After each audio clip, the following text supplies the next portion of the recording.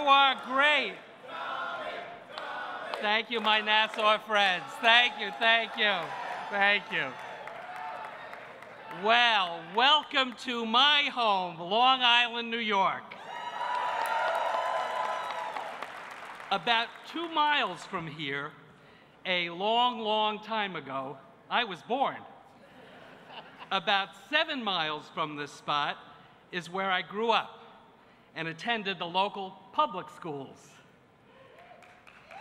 Let's hear it for our teachers. And Hofstra is the university I attended to earn my college degree. My parents were the children of immigrants. My grandparents came to this country, first settling in the borough of Hope, Brooklyn, New York, with little more than their hopes and their faith.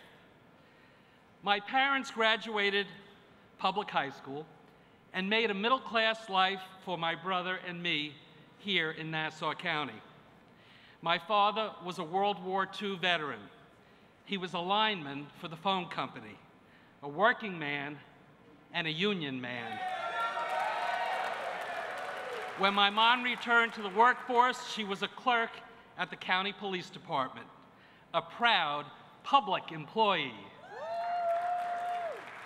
I learned the values of hard work, stretching every dollar, and knowing the difference between right and wrong from the example lived by my parents.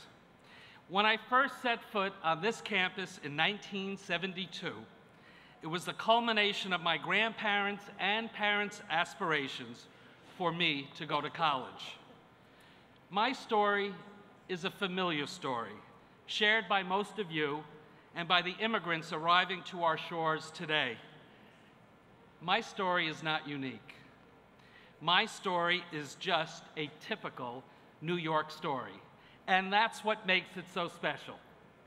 Each of our personal stories, taken together, animates the extraordinary story of what it means to be a New Yorker. This state is where my family has achieved our American dream. I believe the goal of government should be to create opportunity for all, to help families of today succeed in reaching for their own version of the American dream. Making state government a partner for progress for the people of our state is what I strive for every day as your state controller. The Comptroller's office has been transformed into a strong force for good. I am proud of what we have achieved. It's all about accountability and transparency. New Yorkers deserve government that is fiscally responsible and protects their hard-earned taxpayer dollars. Our audits of agencies and local governments have uncovered waste and inefficiencies and offer solid recommendations to make government more effective. My fiscal reform agenda would put our state's finances and debt management on a more sustainable path. New Yorkers deserve confidence that there are consequences to those who don't play by the rules. That's why I've increased our investigative work. I've teamed up with law enforcement to fight public corruption. Since 2011, these efforts have resulted in over $50 million in restitution of money ripped off from the public. Now, the Comptroller may not be a cop, but if you steal from taxpayers, I will work to put you in jail. New Yorkers from every corner of our state should expect that their municipalities and school districts have a partner in Albany to provide assistance when they need support. I've stepped up our partnership with localities through efforts like our fiscal stress monitoring system to help local governments navigate fiscally challenging times. New Yorkers deserve the benefits that can come with technology. Utilizing our in-house IT talent, I developed our Transparency Initiative, the Open Book New York website. Now New Yorkers are empowered with easy-to-search information on public spending and contracts in our state. And one of the most fun parts of our duties, returning your lost money, happens faster than ever through our updated Unclaimed Funds website. We're returning $1.5 million a day to New Yorkers.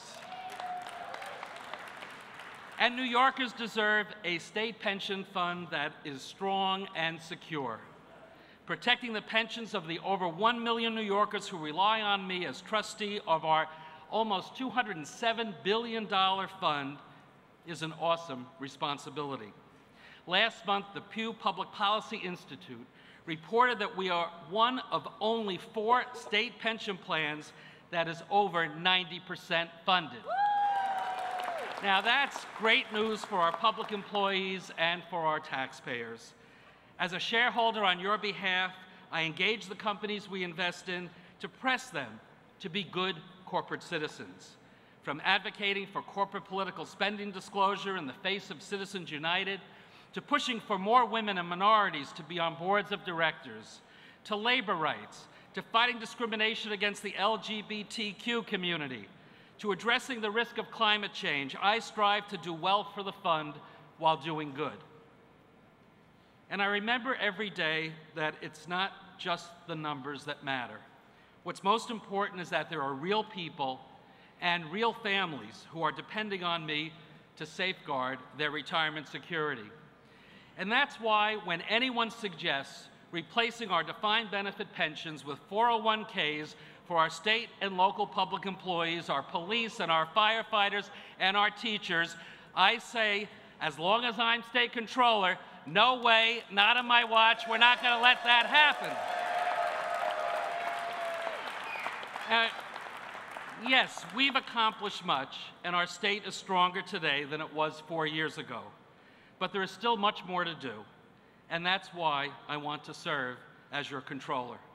I want to continue our progress and help build a stronger economy in every region of our state. I want to continue the effort to ensure that government at all levels is ethical, transparent, efficient, and there to serve the people.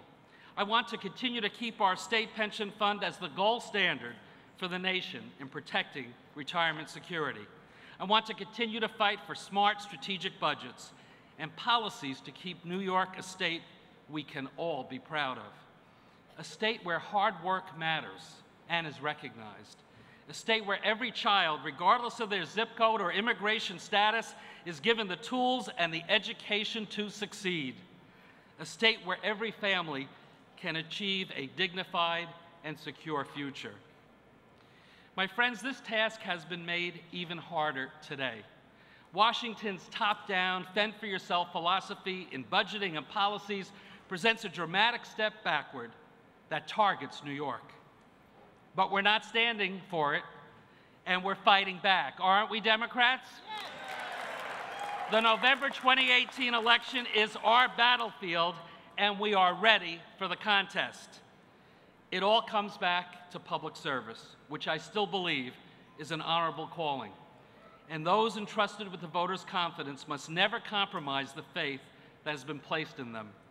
We must do all that we can to keep the public trust, and we can only accomplish that through our collective efforts in the political process. On June 6th, we will mark the 50th anniversary of the assassination of Robert F. Kennedy. He stood for the best in politics, and his example inspires me as much today as it did when I was a teenager and he was our senator from New York. He once said, "Each time a person stands up for an ideal, or acts to improve the lot of others, or strikes out against injustice, they send forth a tiny ripple of hope, and crossing each other from a million different centers of energy and daring. Those ripples build a current that can sweep down the mightiest walls of oppression and resistance." My friends, we can be those ripples of hope Robert Kennedy spoke about so eloquently. Every door you knock on, every call or contact you make, every voter you persuade is a ripple of hope that the Democratic team will be victorious and continue to move our state forward. If we do the work we must do to win the support and the votes of our fellow New Yorkers, those ripples will become that current and produce the blue wave of victory we know is within our reach in 2018.